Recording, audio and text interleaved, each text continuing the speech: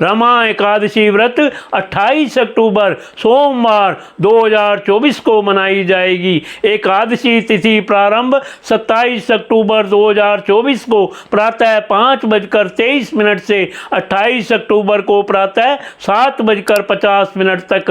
पारण व्रत तोड़ने का समय 29 अक्टूबर को प्रातः 6:31 से 8:44 तक। पारण तिथि के दिन द्वादशी समाप्त प्रातः 10:31 तक। हिंदू धर्म में रमा एकादशी बहुत महत्वपूर्ण है। इस एकादशी को लक्ष्मी जी के नाम पर रमा एकादशी कहा जाता है। इस एकादशी पर महालक्ष्मी के रमा स्वरूप के साथ साथ भगवान विष्णु के पूर्णावतार केशव स्वरूप के पूजन का विधान है। यह चातुर्मास की अंतिम एकादशी है। इस एकादशी व्रत के प्रभाव से जीवन में सुख समृद्धि आती है। एकादशी व्रत के नियमों का पालन दशमी के दिन से ही शुरू हो जाते हैं। अतः दशमी के दिन सूर्यास्त के बाद भोजन ग्रहण नहीं करना चाहिए। एकादशी पर होने वाले धार्मिक कर्म इस प्रकार करें। रमा एकादशी के दिन प्रातःकाल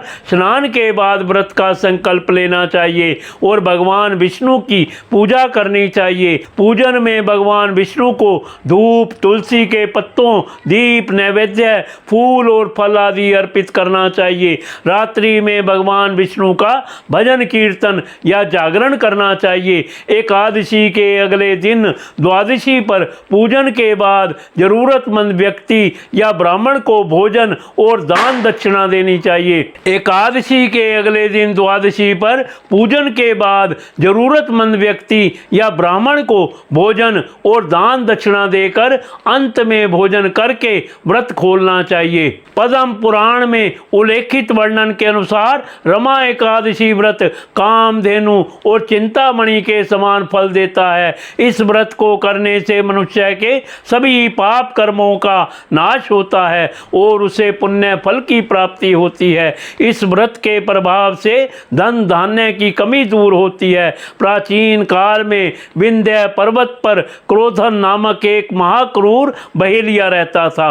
उसने अपनी सारी जिंदगी हिंसा, लूटपाट, मद्यपान और झूठे भाषणों में व्यतीत कर दी थी। जब उसके जीवन का अंतिम समय आया तब यमराज ने अपने दूतों को क्रोधन को लाने की आज्ञा दी। यमदूतों ने उसे बता दिया कि कल तेरा अंतिम दिन है। मृत्यु भय से भयभीत वह बहेलिया महर्षि अंगिरा की शरण में उनके आश्रम पहुंचा। महर्षि ने दया दिखाकर उसे पापा कुंशा एकादशी का व्रत करने को कहा। इस प्रकार पापा कुंशा एकादशी का व्रत पूजन करने से क्रूर बहेलिया को भगवान की कृपा से मोक्ष की प्राप्ति हो गई।